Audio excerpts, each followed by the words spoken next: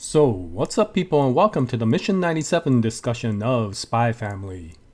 So Mission 97 came out recently, and as always I will leave a link to this mission that's currently being shown on the publisher's official website, Manga Plus, for free to the North American audience, so if you're interested, yeah, we'll go take a look at it before they pull this mission back. Okay, so this is the first mission that we had in a long time, after all those short missions that had all these kind of miscellaneous stories. And what was interesting is Mission 97 doesn't involve any of the members of the Forger family.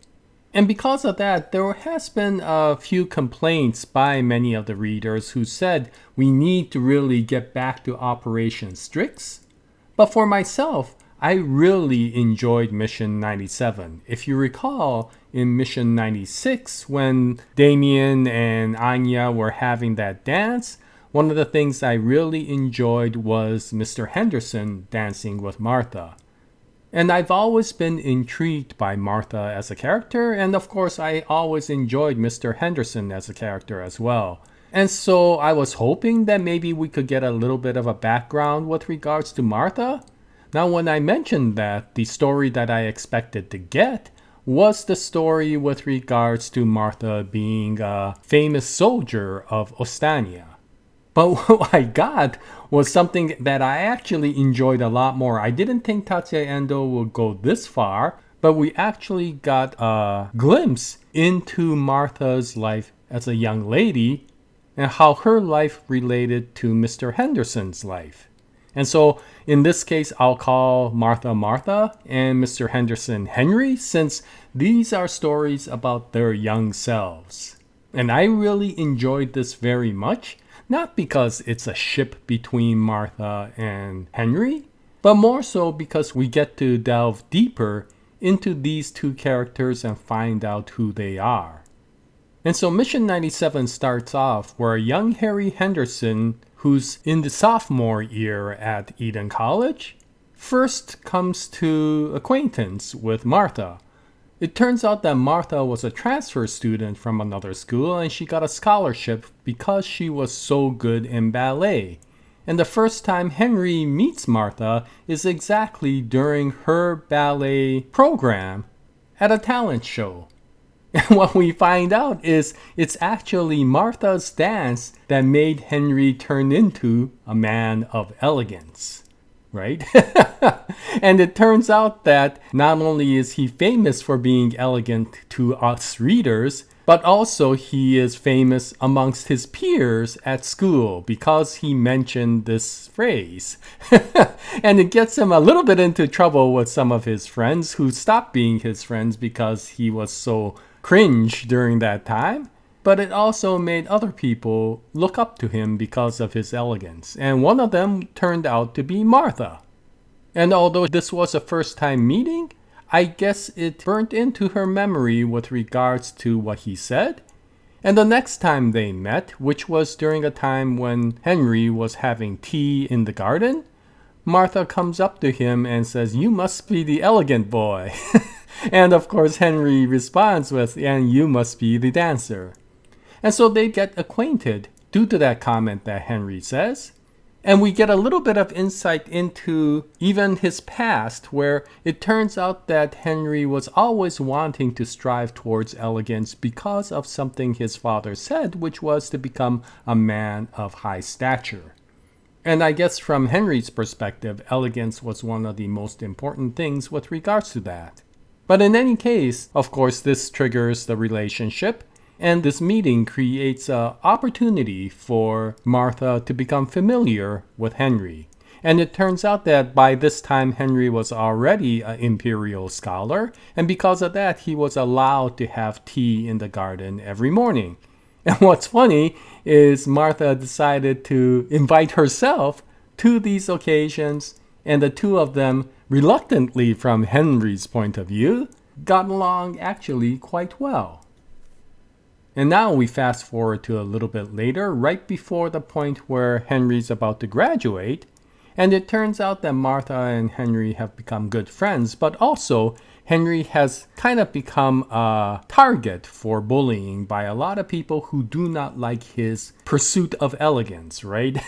And so there was this tough bully who kept on coming after him. And what was interesting is under a typical situation between a young boy and a girl, you would expect that a bullying situation is where the bully goes after the girl and the young boy comes to her rescue. But in this case, it turns out that Martha comes to the rescue of Henry, and she actually does a pretty darn good job taking care of all these ruffians. So what we find out is that aside from ballet, Martha is actually a pretty physically active girl. And in fact, she seems to be really good at hand-to-hand combat. Why? I have no idea, but I'll take that along with this story. And of course, Henry, being the man of elegance, detests this sort of violence and gets angry at Martha for coming in and risking her safety to get into a fight. And of course, Martha answers, well, she didn't want to see Henry get beat up. And it's no big deal because she's pretty confident in a fight. And Henry answers, that's not the problem. The problem is that if you keep on doing that, you will lose your elegance. And of course, Martha said, well, yeah, but you actually gave a punch as well. And of course, Henry realized that he himself is losing his elegance due to these occasions of violence.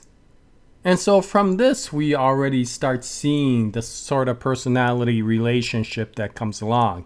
Henry is a pretty by-the-rules sort of person, and Martha is the free spirit, which is interesting because Martha is a very calm sort of person in the present day, and yet she was a very free-spirited, energetic girl in the past.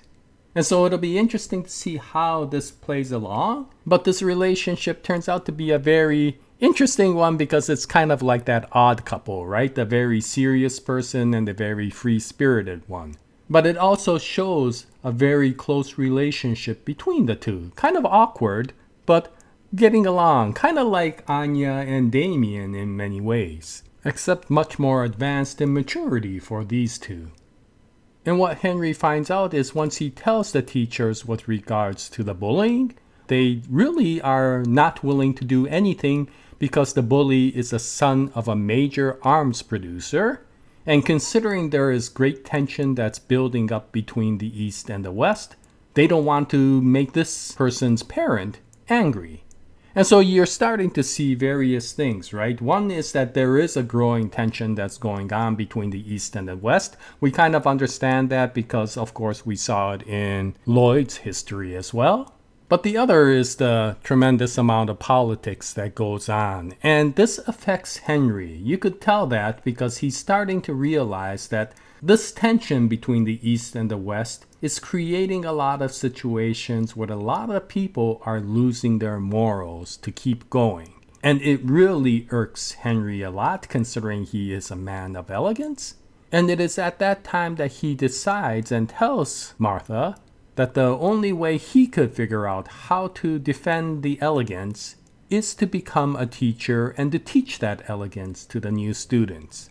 And although Martha kind of teases him a little bit, you could tell that she is very admiring of Henry, and their relationship is quite strong, at least from Martha's perspective. And since Henry's about to graduate, Martha decides to ask, who are you going to take to the school dance? And this is when we find out that Henry has really not changed at all and doesn't realize how much he cares for Martha. He is so focused on wanting to protect the world against this lack of elegance that this pursuit becomes an obsession, and because of that he decides that he won't even go to the final ball. And of course you could see what this does to Martha. And I have to give Tatsuya Endo credit, because up till now we've been seeing everything from Henry's perspective. And we didn't know what was happening to Martha, and he did a beautiful way of switching this around, because of course everybody noticed during that dance that Henry asked Martha to dance, and so that became a subject of gossip. And of course, when you talk about gossip, the first ear that it gets to is Becky, right? So you could imagine that Becky went to confront Martha with regards to this. And from this point on, we get to see the story from Martha's side. And so when Becky asks, why didn't you tell Henry how you felt about him? She basically said that although she cared for him a lot, she was too young to understand those feelings and what that meant to her life. And she always felt that the time that she had with Henry would never end. But of course, Henry graduates, and from that point on, those two never meet, and she never gets a chance to tell Henry how she feels. And so from this chapter alone, we already get to understand that Martha has always been an extremely soft-hearted person. And her feelings for Henry were very strong. And the past that they had was actually quite sad due to the situation of the world. So yes, we saw how the war affected Lloyd in the past, and we get an understanding that there's probably a story of how the war affected Sylvia Sherwood, Lloyd's handler. But now we're starting to get Henry and Martha's perspective and how the war affected them. And it probably will get even more serious as it goes along, but already we're seeing some of the effects that the tension had with regards to their relationship. And so now we fast forward a few more years. Henry has gone to Berlin College to learn education, and now it's about time for Martha to graduate. You could see that she's kind of lost a lot of the free spirit that she had in the past. Maybe it's because she lost Henry.